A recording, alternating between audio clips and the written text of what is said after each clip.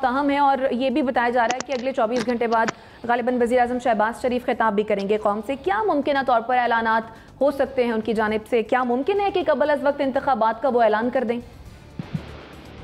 देखें, ये इसकी पॉसिबिलिटी अभी भी कम लग रही है। जो एटलीस्ट इत्तलात हैं वो ये सजेस्ट करती हैं कि कोई इजाफे का इम्कान है और सब्सिडीज़ को विड्रॉ करने का ये लोग बाकायदा तौर पर फैसला करके, क्योंकि आज इसके लिए थोड़ा सा एक माहौल बनाने की हुकूमत ने कोशिश की है। प्रेस कॉन्फ्रेंस करके बताया है कि पिछली हुकूमत की क्या कारकर्दगी थी और इसकी वजह से ये सब हुआ है, और ये सारा जो ग्राउंड वर्क है ये किया गया है इसी वजह से, ताकि फिर अगर सब्सिडीज़ विड्रॉ की जाए तो उस पर अवामी प्रेशर उनके लिए कम से कम आए, जो वो कड़वा घूंट पीने जा रहे हैं सियासी तौर पर। और ये बिल्कुल कड़वा घूंट है किसी भी पार्टी के लिए, जमात के लिए, इसमें कोई शुबा नहीं। अच्छा, इसमें तो कोई शक नहीं कि इलेक्शंस अगर आज हों या फिर 2023 में हों, उससे आपके मसाइल हल नहीं होंगे, बल्कि अभी जो ये पिछले दो हुकूमतों ने जो अपने अदवार पूरे किए 2008 से 18 तक, उसमें भी कोई मेजर टर्मोइल नहीं आया।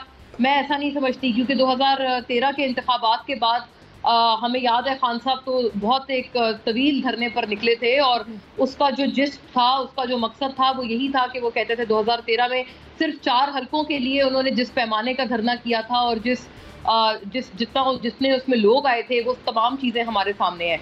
तो यानी कि ये कि उस वक्त भी मामला इलेक्शन से हल नहीं हुआ, अभी भी हल नहीं होगा। उसकी सिंपल वजह ये है कि हमारी पार्टीज़ में कोई कंसेंसस नहीं है कि जो भी इलेक्शंस के नताइज आएंगे उसको कबूल किया जाएगा, उसको तस्लीम किया जाएगा।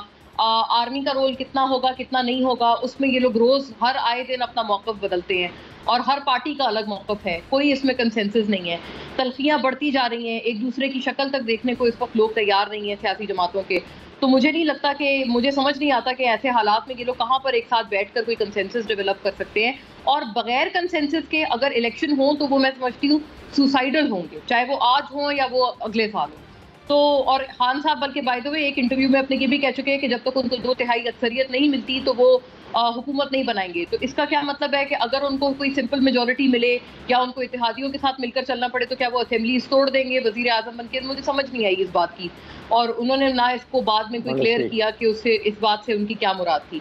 लेकिन दूसरी एक और जो मुआशी एतबार से हम बात कर रहे हैं ना, देखें आज लग्जरी आइटम्स पे इन्होंने रोक लगाई है। ये कोई पहला वन ऑफ अ काइंड फैसला नहीं है। इससे पहले पीटीआई हुकूमत ने, आपको याद होगा, एक मिनी बजट दिया था, उसमें भी जो बाय एंड लार्ज फैसला था वो यही था कि लग्जरी आइटम्स को रोक दिया जाए, एक तरह से उनके ऊपर भारी भरकम इंपोर्ट ड्यूटीज आयद की थी। डार साहब ने भी बतौर वजीर खजाना ये फैसला किया है। तो ये कोई नया फैसला नहीं है, ये एक बहुत यूजुअल फैसला है जो कि अक्सर अमूमन किया जाता है डॉलर को रोकने के लिए, डॉलर की फ्लाइट को रोकने के लिए।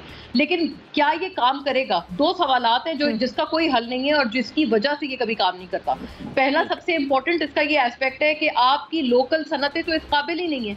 अभी थोड़ी सी उनकी कैपेसिटी कुछ बेहतर हुई है, लेकिन अगर हम बोलें कि वो बिल्कुल मुकम्मल तौर पर खुद कफील हो गई हैं, लोड शेडिंग का आपके मुल्क में मसला चल रहा है, एनर्जी उनको देने के लिए है नहीं, उनके अंदर कैपेसिटी के इश्यूज हैं, तो ये क्या आपकी लोकल रॉ मटेरियल भी आपको खरीदना पड़ता है, इंपोर्ट करना पड़ता है?